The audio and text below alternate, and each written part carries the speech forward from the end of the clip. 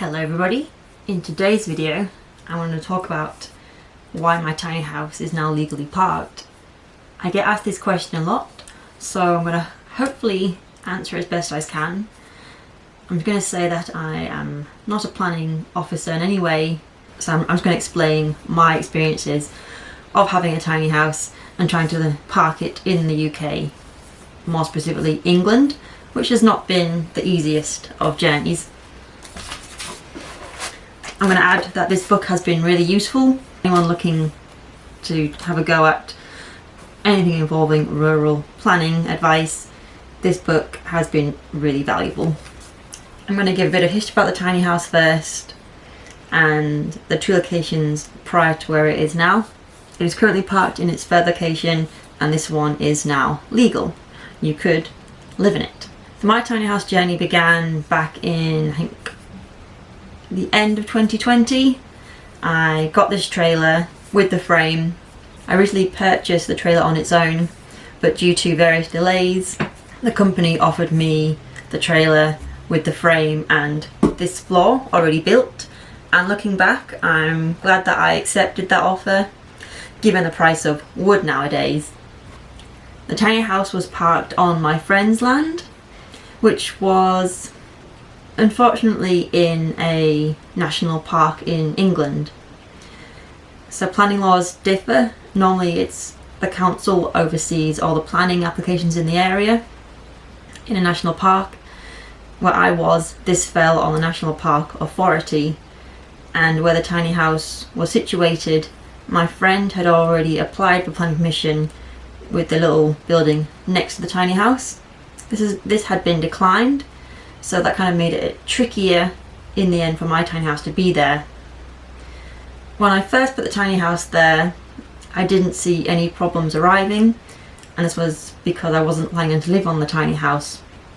I was just going to build it there and then move it once it was finished. Unfortunately, the national parks got in touch a year after it had been there. There was a lot of back and forth emails regarding the tiny house and asking me to move it. These emails varied from saying it was a permanent structure and that was not allowed. So then I replied saying it's on wheels, it's a temporary structure, and basically there was a lot of back and forth. Long story short, they gave me until the end of, I think, April in 2023 and said the tiny house could stay there until then, but I don't have to move it. And at that point in time it gave me 4 months to find somewhere to move the tiny house. Bear in mind I was working full time, as I had been throughout the whole tiny house build, and I then had to find somewhere local to me where I could park the tiny house. And I was living in shared accommodation, so I couldn't move it to where I was living, and finding somewhere in the local area proved to be quite difficult. So fast forward until the end of April 2023, and I had about a week in which I had to move the tiny house.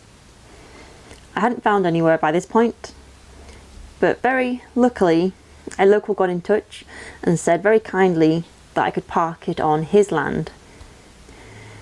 His land was commercial use / light industry, so it was the perfect place to put the tiny house. I asked a local farmer very kindly if he would move my tiny house, and the tiny house was moved to its new location. The national park, they asked for a picture of the first site just to prove that it had been moved, which I sent them, and they then gave me a new time limit on the tiny house in its current location. This led to more emails back and forth, just saying that I wasn't living in it, I wasn't going to live in it, I wasn't going to rent it out, so in no way was anybody going to live in it in the new site. And in its new location, the ground was classed as light industrial work, which is perfect to build a tiny house. And that's where my tiny house stayed for about a year and a half. So in the tiny house's second location, I was still working full time, chipping away at it, trying to get it done. And there's still a way to go, but the end is in sight.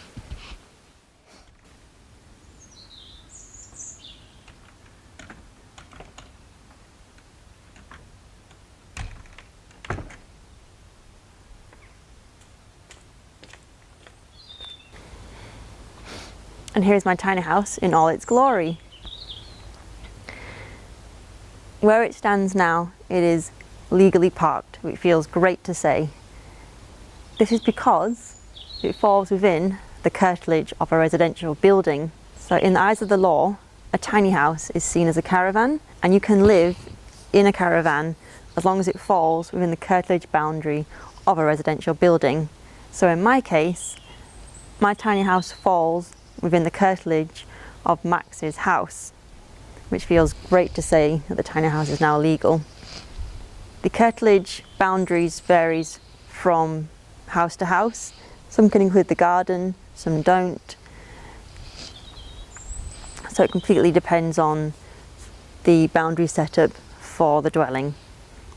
But for the tiny house, it is now legally parked, so no more emails hassling me about the tiny house, which feels great to say. It is nearly done, just a few more bits and bobs to do, but it's getting there piece by piece. I hope that answered all your questions. If not, let me know and I'll try and answer them best I can. Or if not, I'll probably ask Max, because he has a better grasp on planning laws than I do. And yeah, hopefully see you in the next video. Take care, guys.